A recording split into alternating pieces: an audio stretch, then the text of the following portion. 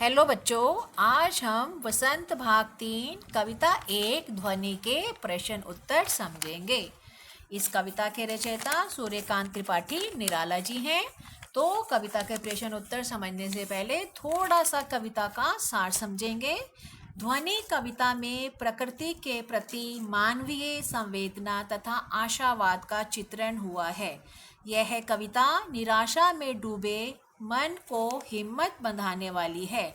जिस प्रकार बसंत आशा, विकास तथा नव निर्माण का प्रतीक है, उसी प्रकार कवि क्या कहते हैं कि उनके जीवन में अभी अभी वसंत आया है, वसंत का आगमन हुआ है, खुशियां आई हैं, इसलिए उनके जीवन का अंत अभी नहीं हो सकता। बसंत के आने पर प्रकृति बहुत ही सुंदर दिखाई देती है। प्रकृति चारों तरफ हरी भरी हो जाती है, डालियां, फूलों, कलियों आदि से लद जाती हैं। कवि का जीवन भी वसंत के आगमन से बदल गया है। वह नींद में डूबी अलसाई कलियों को जगाना चाहता है। कवि नई पीढ़ी को निर्माण और विकास के मार्ग पर लाना चाहता है। कविता में कवि ने कई प्रतीकों यानी कई उदाहरणों के माध्यम से युवा पीढ़ी को अमरता के मार्ग पर अर्थात मानवता के मार्ग पर चलने की प्रेरणा दी है। आइए बच्चों, इसके प्रश्न उत्तरों को देखते हैं। पहला प्रश्न है, कवि को ऐसा विश्वास क्यों है कि उसका अंत अभी नहीं होगा? तो इसका उत्तर क्या है? कवि को ऐसा विश्वास इसलिए है क्योंकि उसके मन में अभी अभी उमंग और नया जोश भरा है।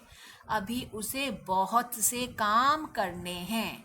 वह युवा पीढ़ी को आलस्य की दशा से उबारना चाहता है, बाहर निकालना चाहता है।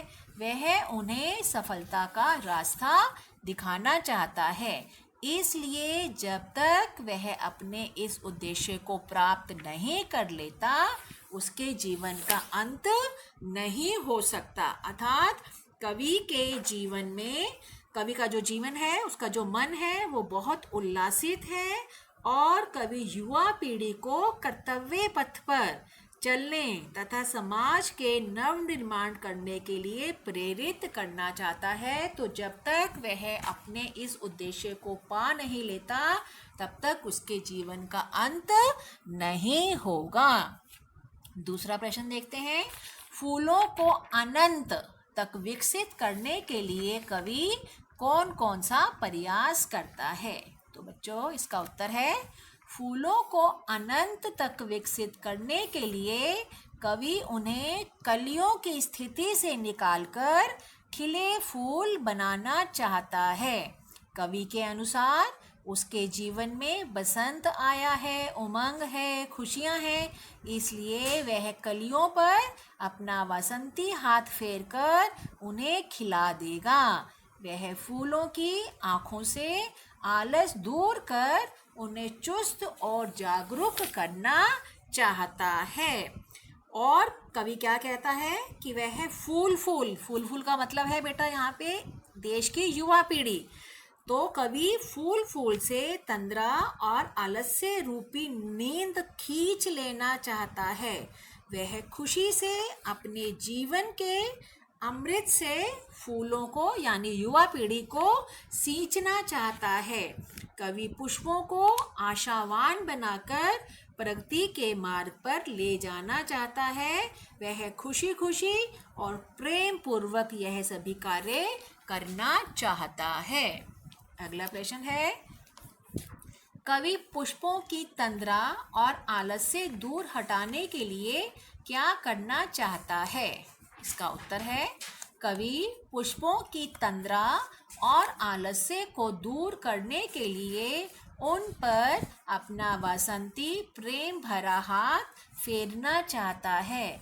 वह उन्हें कलियों का मतलब युवा पीढ़ी को नींद से जगाना चाहता है।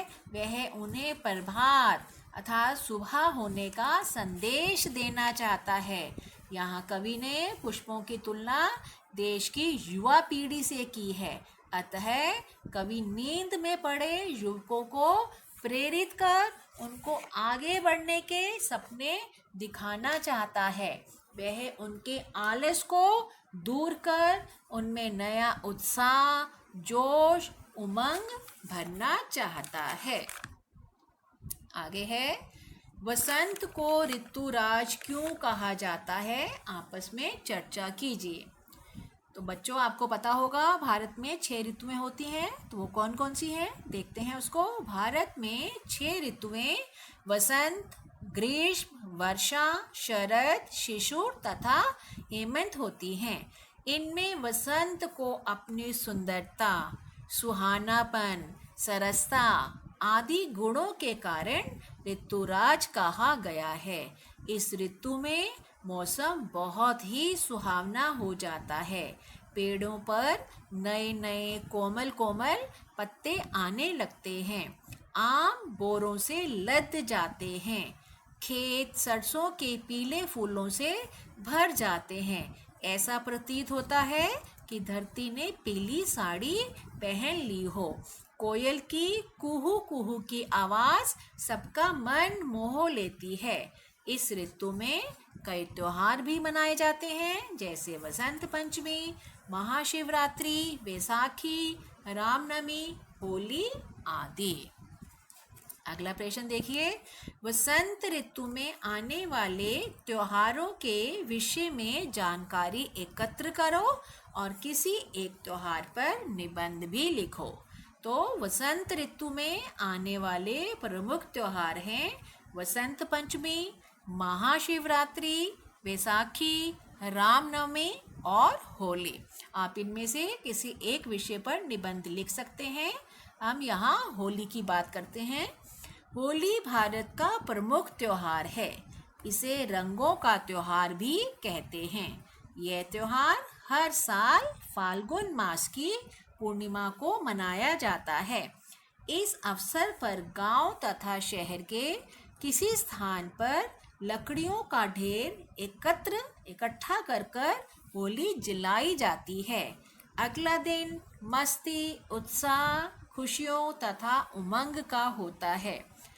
होली के दिन सभी बच्चे, युवा, वृद्ध, जवान एक दूसरे पर रंग डालते हैं। सभी एक दूसरे को गुलाल लगाते हैं तथा होली की शुभकामनाएं देते हैं।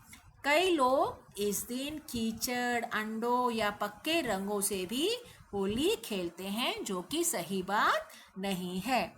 होली एकता, भाईचारे, प्रेम और खुशी का त्योहार है। हमें इसे अच्छे प्रकार से मनाना चाहिए। तो बच्चों, आपको ये सभी प्रश्न अच्छे प्रकार से समझ आ गए होंगे। इस वीडियो को लाइक, शेयर और सब्सक्राइब कर